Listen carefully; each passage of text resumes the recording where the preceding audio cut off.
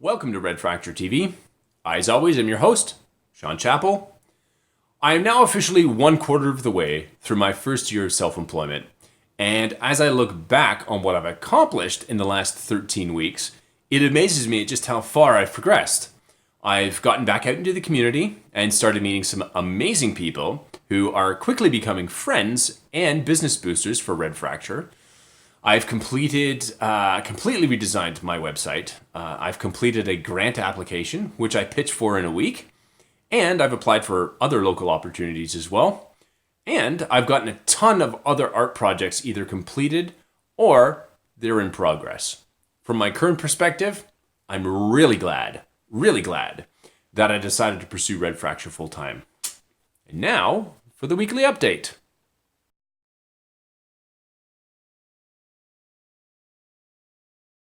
I am finally at a stage where I can start tackling new artwork.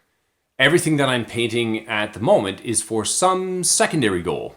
Either it's the artwork for a tabletop game, or it's going to become a reoccurring design on my website in the form of prints, tees, or other printed products. Well, I finally got this bad guy completed. There you go, nice little picture there. Ta-da! I started this piece last April, while my goal was still to get new artwork done every month to offer up new designs on redfracture.com. To give you an idea of how busy 2019 really got, this was the last time I touched anything having to do with that goal last year. Yeesh, tell ya. Now, with a lot of the architecture in the background of Red Fracture completed, I know it's time to get back to the main focus of the website, the drop shipping model I've been working towards. Naturally, I picked up the last piece I started and finished her up.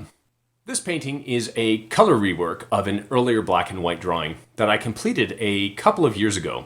That drawing is now residing with a local collector, but I always loved the image and thought it would develop nicely into a full color piece. So I got to work redesigning it as a fully fleshed out image with a proper delineation to it, and voila!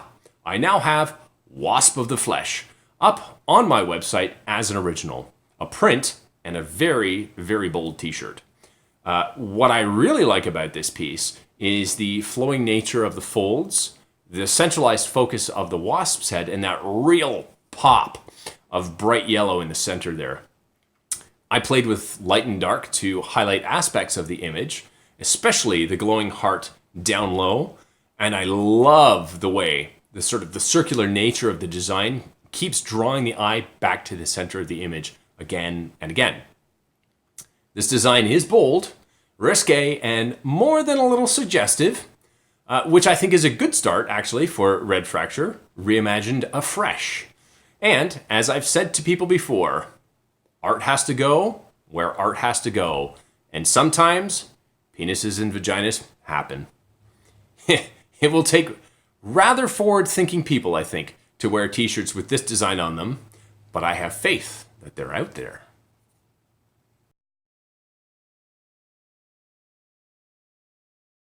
So my first solo show of 2020, Winter Wonderland, came down this week.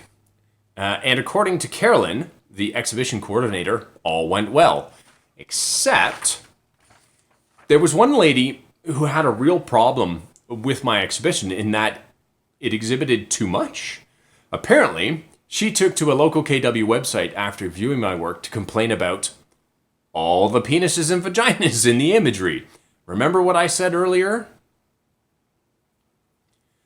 When Carolyn told me this, I was really quite impressed. I'm always happy when my work gets a reaction, either positive or negative. I think that artwork which can be passed by without a glance has missed its mark. And in all honesty, there was one penis in the show which I forgot all about. This little one right here. But the rest of the show was quite innocuous, and whatever that lady was seeing was something she was creating in her own mind. After the comments were posted, Caroline relayed that her and her department came down to Winter Wonderland to scrutinize the show and see if they could put comments with reality. Alas, there seemed to be no hidden sexual agenda in my work. Sigh.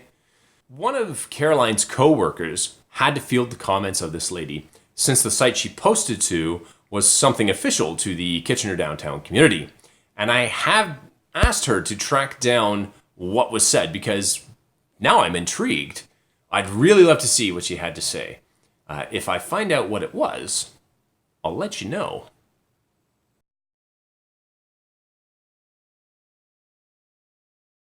Look into insurance. Does your business need insurance? It's a good question. One that I never really considered until I started doing the Company Starter Plus grant program through the Waterloo Region Small Business Center. It never occurred to me that I might need insurance for red fracture. So I called around to see what was what. Here's what I found out. 1. I can work from home, but I can't have a storefront or sell directly from my home. Due to changes in the insurance industry in 2016, providers have cracked down on liability and who's at fault should somebody get injured in your house. Home insurance will no longer cover liability should someone come to your home for business purposes and suffer an injury. Further to that, if it turns out you're running a business out of your home and your insurance provider finds out, chances are they can and will cancel your policy. For all of you out there in hairdresser land who work from home-based operations that see people coming in and out of your houses all day long for haircuts, be aware. 2, liability insurance is about all I could get covered for as an artist. The cost to replace equipment and materials is negligible, and they won't insure artworks due to the intrinsic nature of their value. I suppose if I got all of my artwork appraised and then presented the insurance company with those numbers, they would have something to insure. But for the moment, pretty much nothing about red fracture is insurable. 3, without a dedicated studio space that is separate and distinct from my home, one that I own, not just one that I'm renting, the concept of insurance for me is moot. But that's not to say that insurance isn't a good thing for you to have. Whatever your business is up to, be it at your home, in a shop, in an office, or some other space, check into insurance and see what you might require. Always remember, CYOA, or cover your own ass. Don't think you don't need it simply because you're going to be careful, or that bad fortune will never come your way. That's the whole point of insurance. It's there when the unthinkable happens. Remember, it's better to have it and not need it than to need it and not have it. Look into insurance. It might save your bacon one day.